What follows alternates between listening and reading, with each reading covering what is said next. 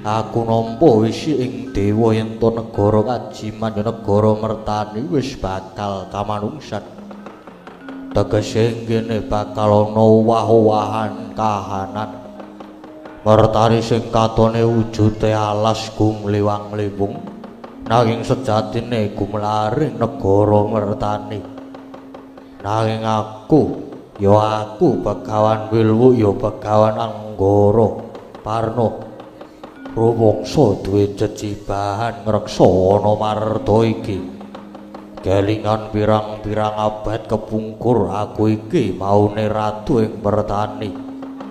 Jajuluk Prabu Anggara Parna nanging nalika semana merga saka pengamuking karung kala kang bandha kelawan bala srewu ya Bathara Wisnu. Satemah bumi horeg aku banjur ngragut ngrungkepi marang putraku limo yaku Yudhistira, Dandun Wacana, Dananjaya lan Kula Sedewa.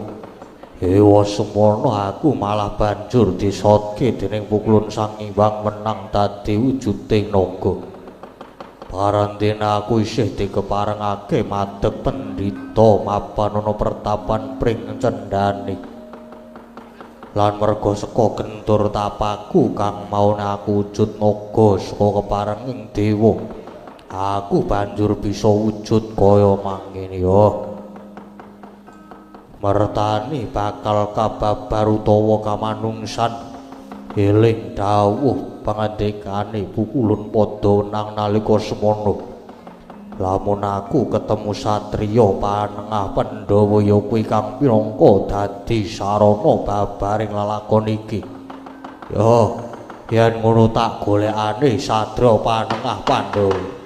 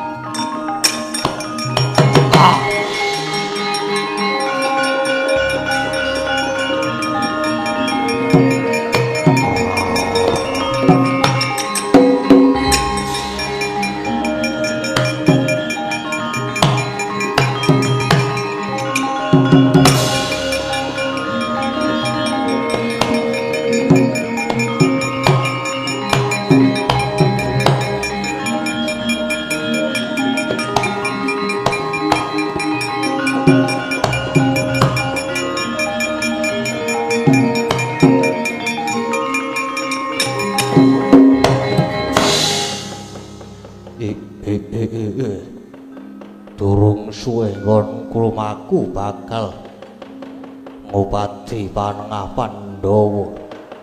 Kedata iki ora satriya bagus. Mara kake kowe ngaku Den. Iki ana buta nanging sandangane sandangan Brahmana. Panjenengan menika sinten Raden? Wah, takon karo aku iki Begawan Wilwu ya Begawan Anggara Parna. Panjenengan menika sinten Raden? Ditepungake wae. Aku panengah Pandhawa Raden Arjuna Sindon. Panengah Pandhawa Raden Arjuna. Wah, lah dalah iki sing tak goleki.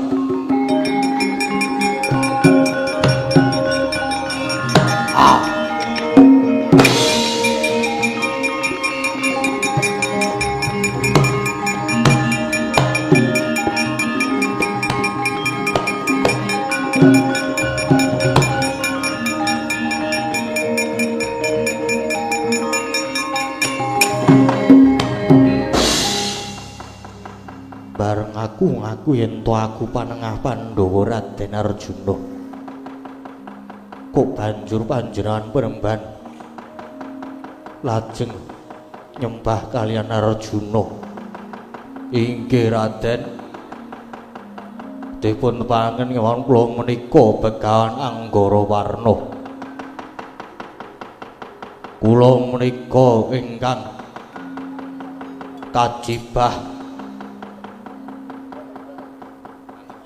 kajibah ngrumat wana mertaning nggih wana marta menika Raden. Kaya mangkono Premban. Gong. Butone kae. Jare sing ngrumat apa jenenge? Kene iki ngendi?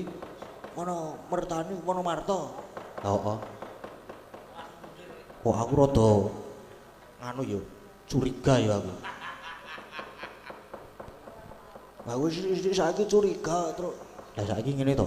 Iki alas kaya ngene iki, gedene kaya ngene kok tunggoni buta. Kae buta-buta ngono kae buta-buta galak surahe lonjak-lonjak.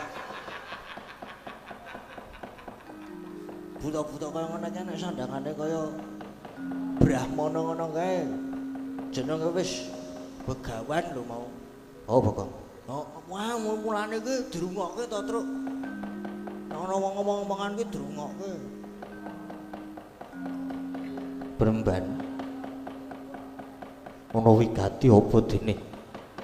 Goleki marang aku, Premban. Nggih. Mekaten Raden. Kula menika nampi wisiking dewa. Yen to negara Kajiman inggih negara mertani wis bakal kamanungsan tegese sampun bakal tegese mriki enten bakal enten owah-owahan mertani ingkang katone wujude alas gung liwang-liwung sampun bakal kababar kamanungsan Raden.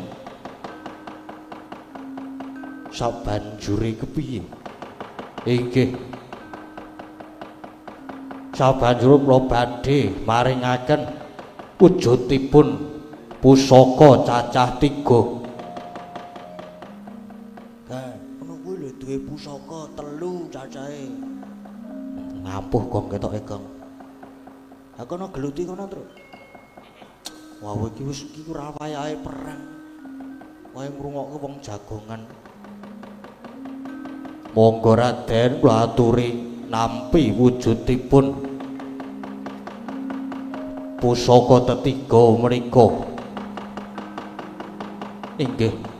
Nami pusaka menika ingkang kaping 1 Jayeng Katon utawi Lisah Pranowo. Menika yen diusapke ing netra daya panguasane bisa weruh barang sing ora ketok kaya bangsane Kajiman. Banjur ingkang nomor kalih banjur nomor loro yen kabalangake bisa balekake marang wujud bali marang wujud doe nguni inggih menika pun watu tempuru. Ingkang nomor 3 Yot Bayura menika saged kangge piandel Raden kula aturi nampi pusaka cacah 3 menika ya Bremban Maragagi wenehna pusaka telu kuwi mau Bremban.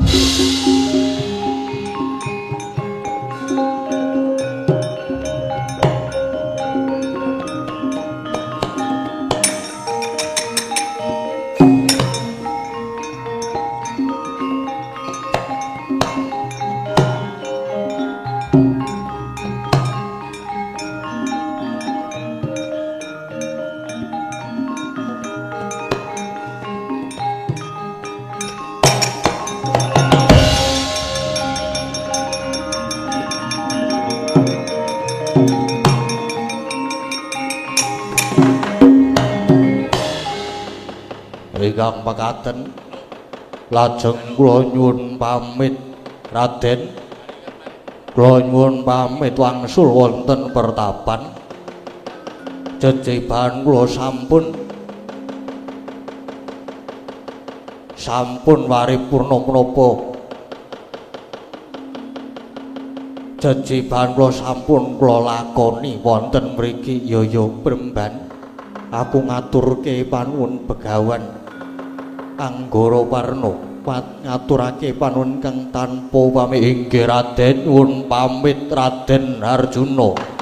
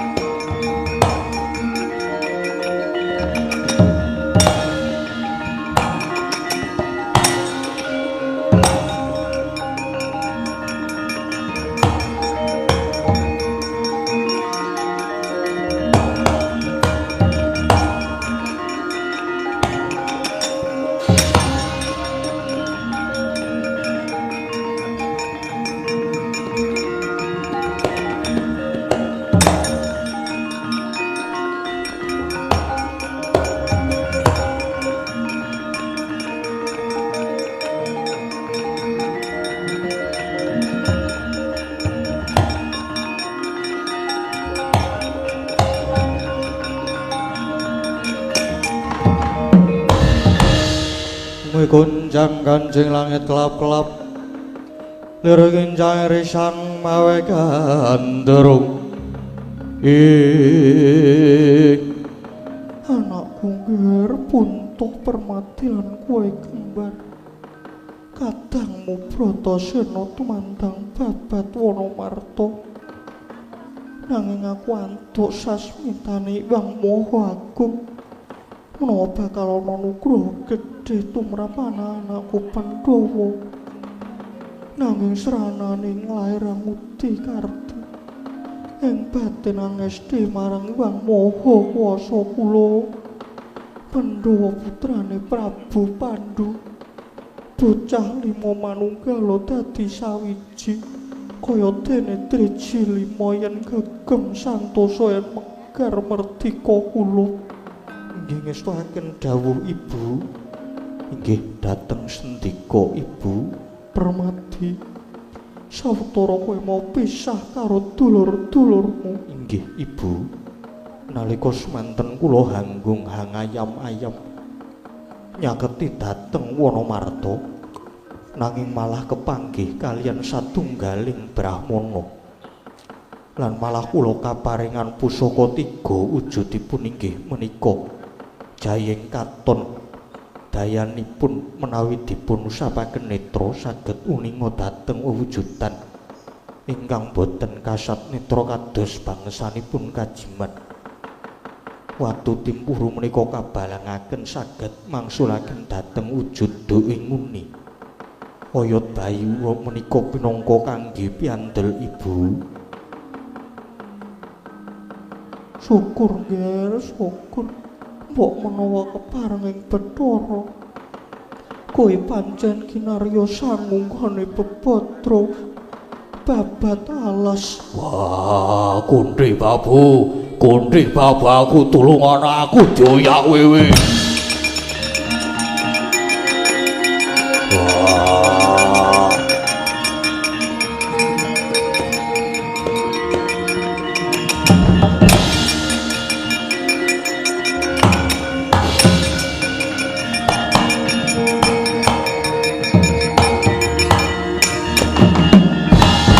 Ora Kudara. Kena ngopo nger kok mlayu-mlayu semaweti. Mongko kowe mau wis merwani babat wana.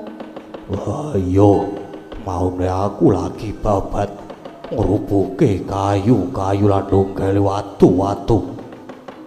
Nanging aku kaya kena dayane pengabaran ora iso obah. Ora iso glawat banjur aku prasapa. Sapa wae sing iso? Sapa wae sing iso nulungi yen sifat priya bakal tak aku sedulur. Yen wadon bakal tak wangku garwa. Wusana aku ditulungi wong wadon ngakune jenenge Dewi Arimbi. Wah nanging jebul wujude kaya wewe. Gilane. Wah Babu Kunthi aku tulungono. Aku doyak-oyak wewe. Neng kowe wis prasapa tenan ngono kuwi? Iya. Aku wis janji yen sing nulungi aku wong wadon bakal tak pek bojo. Raden, kula aturi kentel Raden. Wah, wewe tekan kene.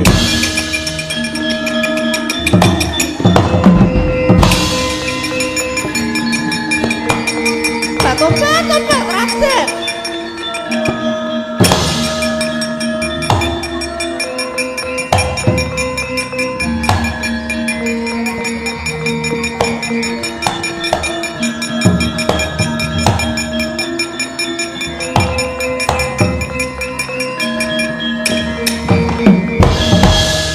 Jago kluruk rame kabeh arase lawa kalong luru pandelian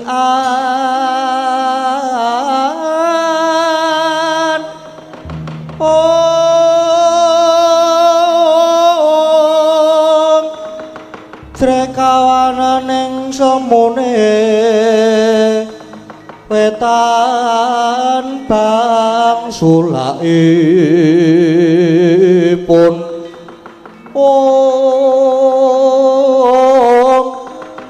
maratandanian wos bangone jeng rembulan wos kumlewang sangi sore gunung kabeh-kabeh sami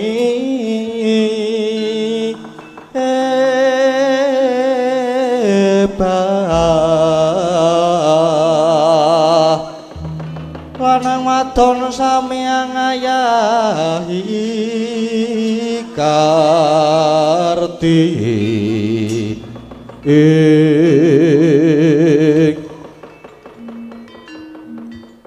Arimbi ora pangling sira iku atmat janing nata pringgondani sawerga Prabu Trembaka.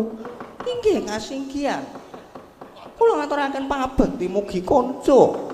Ya Arimbi wis ndak topo. Anakku lanang Bratasena wis matur anakku nedha Dalem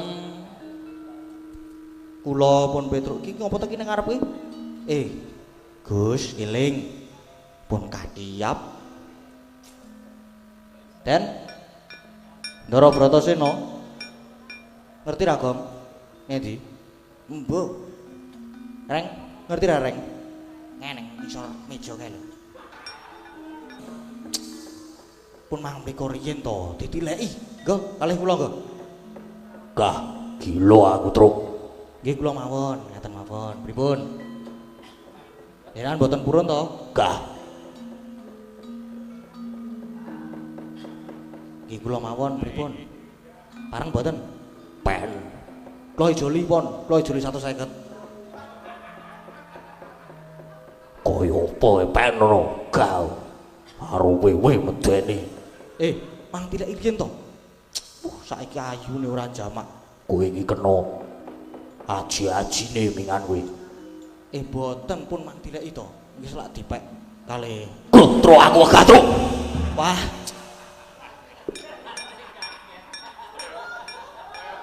Kau Jenengan iku nggih gagu wong turu kok.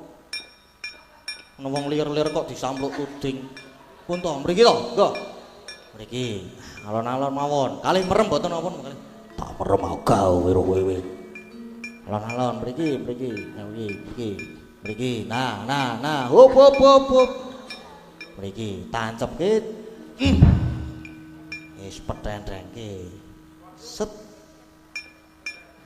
Sing buri. Nah. Pun monggo.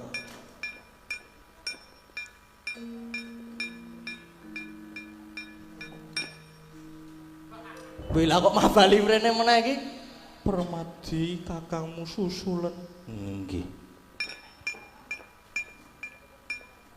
Kakang Mas. Iki kepiye to kok saiki ndelik ning Blumbang? Blumbang tok jegur ya asat kabeh Kakang Mas. Mbah aku wedi karo wewe. Nanging Kakang Mas dipun timbali kalian ibu. Gah, aku iki gila wong. Gila aku karo wewe. Nanging Dewi Arimbi sakmenika sampun dados ayu banget lho. Ayu piye? Buta ya buta aku wegah. Yen Kang Mas cetha mboten purun tak pek. Nggih kula mawon nggih. Kowe gelem ya peken. Ah tenane. Wah iki syo Dara Permadi iki omongane wis tekan ngendi-ngendi iki. Mangke getun lho Kang Mas. Lan ingkang bagu paduka Kang Mas dipun timbali ibu. Mangke mboten kersa suwan mindak malah nampi duka saking ibu. Ayo.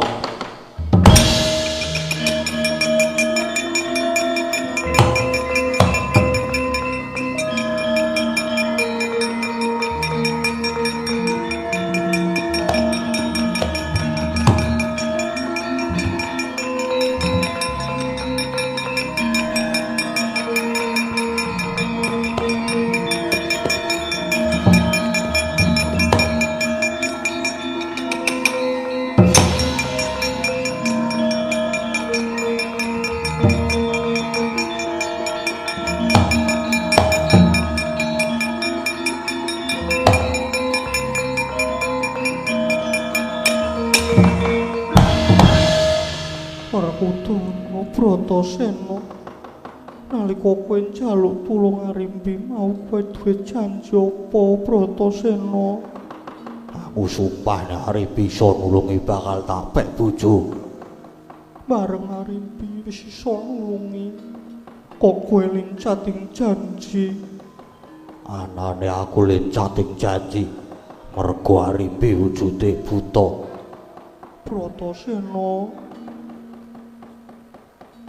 kowe nate nampa pangandikan saka eyangmu Sabtuarga.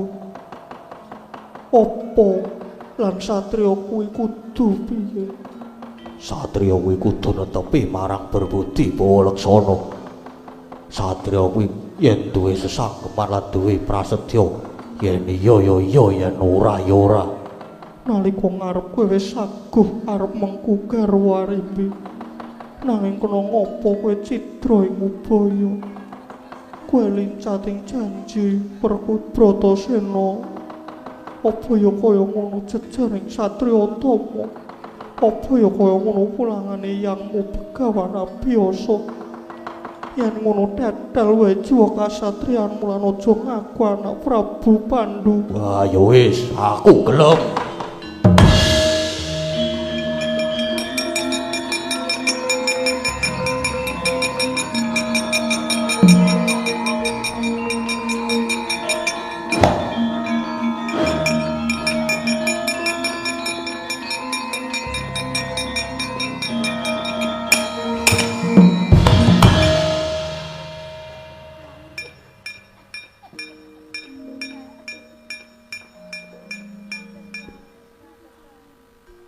Sapa iki?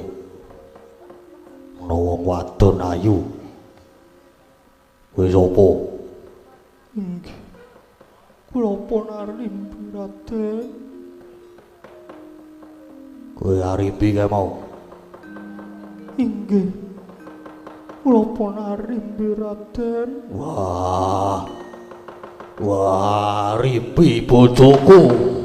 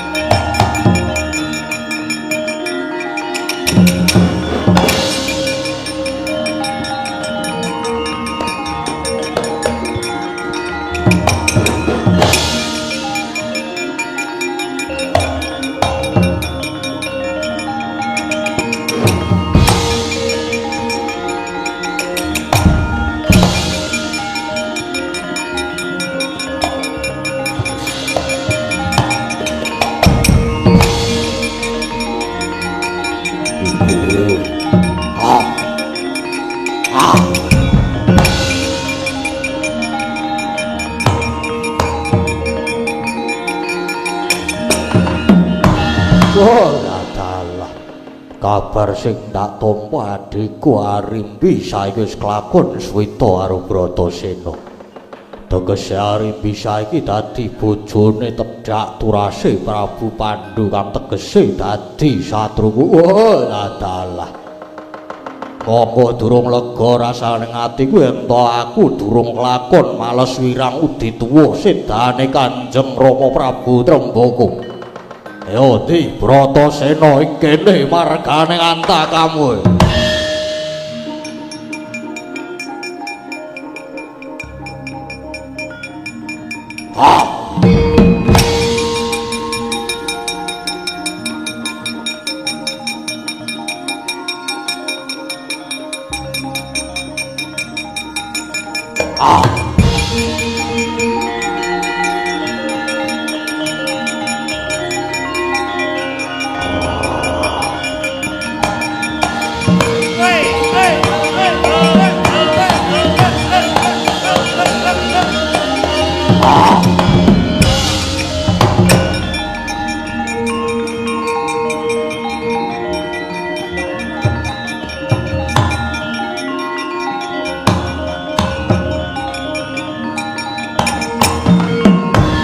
Bratasena aja kembelo sirahmu. Aja kembelo sirahmu gleleng pacakmu. Apa yen kowe nglakon ngrabeni adikku Arimbi injur mung tekan semene ra. Ora Bratasena, aku ora ngakoni yen kowe adikku iki. Karep Karepmu piye Haribo? Aku nedya males wirang udituwa sedane Sudarmaku. Kang nalika semana seda siya dening bapakmu Prabu Pandhu. Mula anake bakal tak katutke dosane. Bakal tak katutke dosane klebu kowe Bratasena ya. Kowe manuta dina iki tak untapke nyawamu. Wah, pancen aku ora ngajab memungsuhan. Ning yen pancen kowe ngajab atiku ayo tak ladeni. Wah, kekulong kokop getihmu.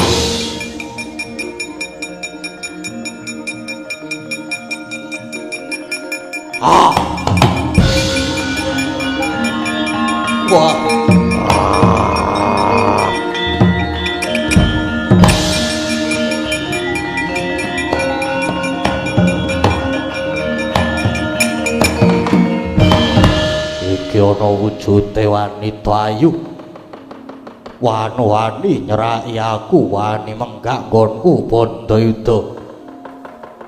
Kowe sapa? Kakang Prabu, kula paduka menika pangling kalian kula. Kula aturi mas paosaken kula mawi permana jati Kakang Prabu. Ora kusik. Kowe kok nyebut aku Kakang Prabu? Inggih nalika semanten kula menika wujud raseksi nanging inggih labet saking tulusing tresna kula kaliyan Raden Bratasena.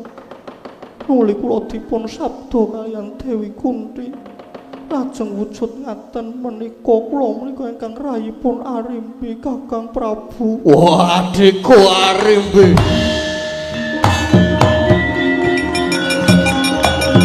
Wah. Waduh.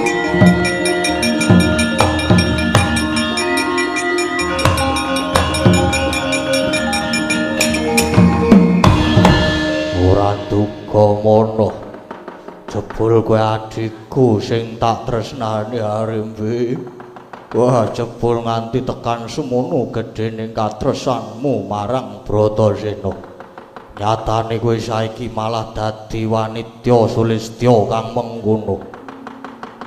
Saiki aku sarujuk lan mangestoni nggonmu bebrayan karo Bratasena. Nanging sing kudu kowe ngerti, tata gelar aku iki Bandayuda karo Bratasena. Nanging sejatine pun Kakang mung nadi sepirata kasendosaning Bratasena. Aja nganti adikku diwengku dening wong lanang sing mringkus.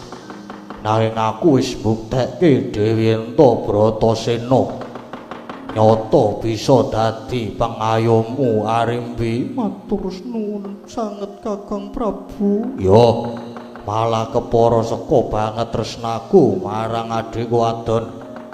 Lan tak mbuktekke katresnanku marang Arimbi. Nyawaku bakal tak udhoke kanggo rahayumu bebrayan kelawan Bratasena. Kakang Prabu.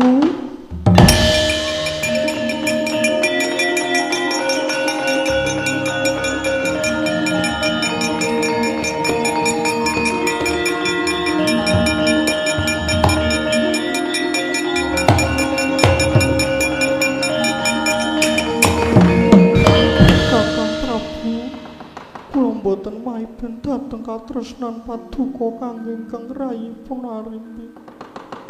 nanging sampun ngantos ngendika ingkang kados mekaten.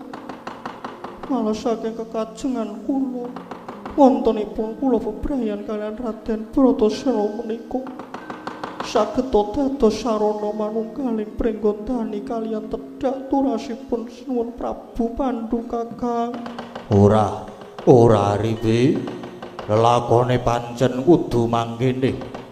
Nyawanipun Kakang kudu tak nggo tombok kamuktene adiku sing banget tak tresnani Ribi. Sampun ngendika kados mekaten Kakang Prabu. Malah kowe saiki bali ngadhep karo bojomu. Kowe omong wae Bratasena nggone Bandayuda karo aku supaya nggawa tunggaking wit aren. Tumuli kon nyabetke marang awakku jalaran kuwi sing bisa dadi jalaran patiku Arimbi. Kakang Prabu.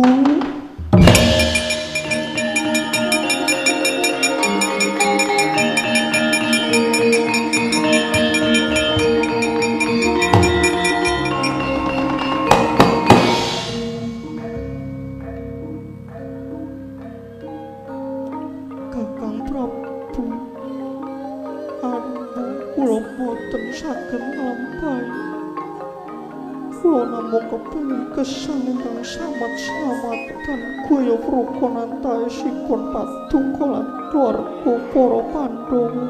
Arimbi, wis ora sah nangis, gage mangkato. Yen kowe ora gelem mangkat malah tak cabarake nggonmu bebrayan. Mboten saged lampahi Kakang Prabu. Wah, ora gelem mangkat malah tak getak kowe.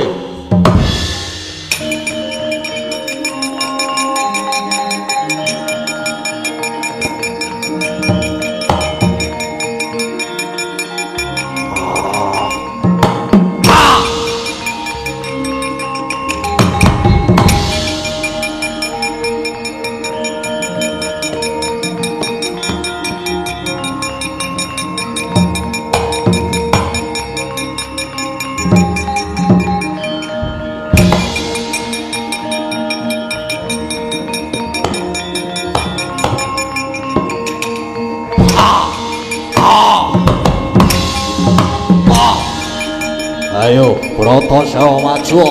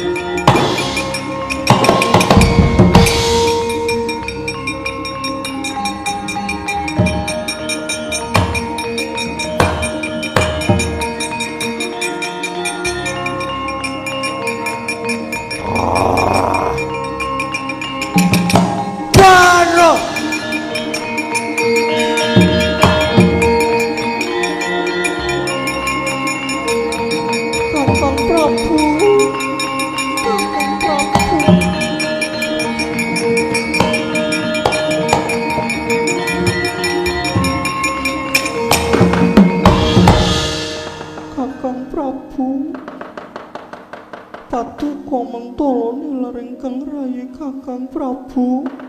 Wah, Rimbi. Wah, kuwi wis dadi kekarepane kakangmu Haribo. Harimbi ayo bali. Wah, Rimbi. Ayo bali manunggal karo kadang-kadangmu.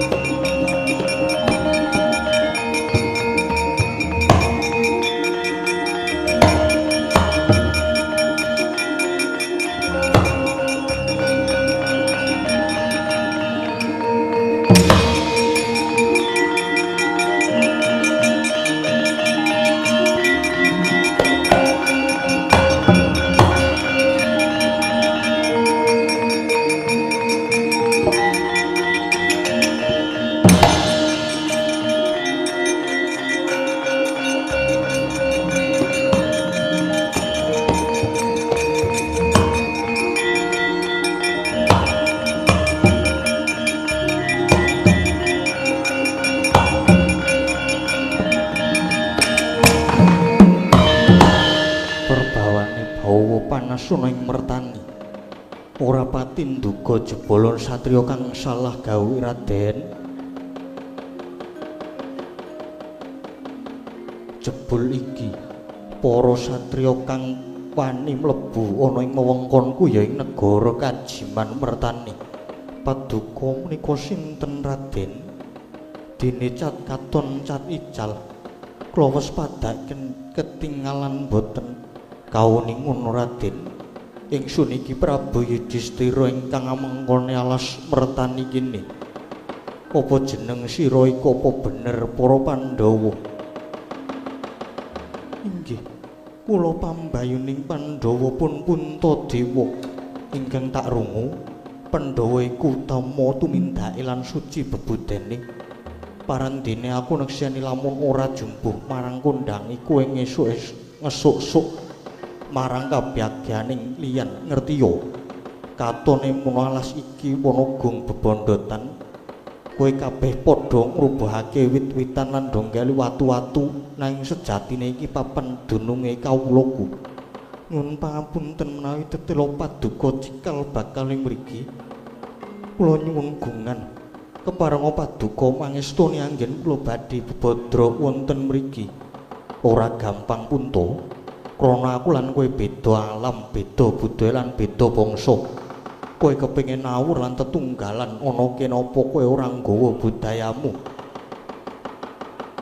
ingkang bisa ngrusak marang budayaku lan kawulaku. Nyuwun pangapunten sinuwun. Gesangipun titah Marcapada menika namung tansah samat sinamadan lan daya dinayan. Mila stining manah kula badhe ngembak ngeyom wonten paduka lan sejatosipun kula namung badhe budidaya manunggiling samukawis kalian paduka sinuwun.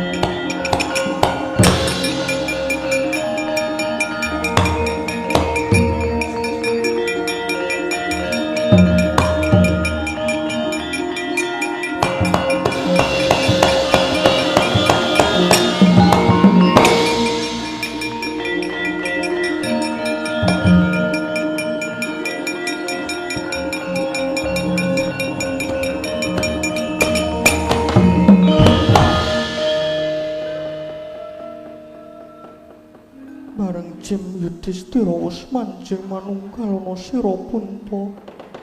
Lan sedulure uga padha manjing ana ing adi-adimu. Sawangen Pajar Trawangen. Katone alas kang gegara tansah mengko dadi kedaton kang endah. Negara Ngamarta kang semene endahe kula. Raksanen lan tresnanono kawulamu Puntadewa Rahayu Nger Puntadewa.